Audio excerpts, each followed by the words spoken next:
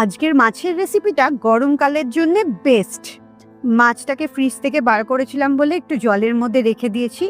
তারপরে মাছটাকে নিয়ে একটা বাটিতে নিলাম, এতে অল্প নুন আর গোলমরিচ মাখিয়ে মাছটাকে আধ ঘন্টার মতো রেখে দিচ্ছি।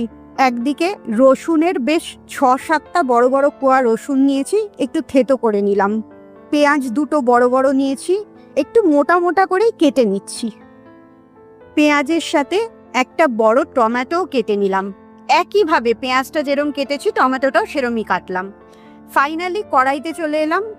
গ্যাস জ্বালিয়ে, ননস্টিক কড়াই যেহেতু সামান্য তেলে রান্না করা যায়, অল্প 1 চামচ তেল দিয়ে মাছটাকে ভালো করে মাখিয়ে তেলের মধ্যে হালকা আঁচে সাঁতলে নিচ্ছি।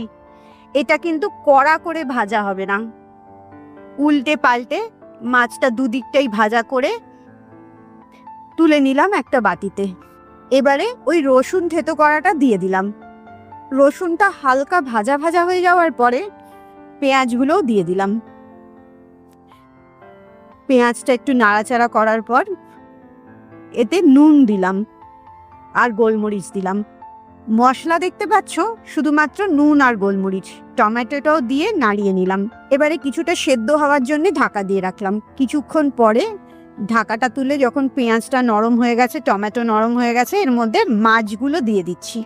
একটু জল দিয়ে দিলাম এবং মাছগুলো আর জলের সাথে মশলাটা নাড়াচাড়া করে ঢাকা দিয়ে কিছুক্ষণের জন্য সেদ্ধ হতে দিলাম।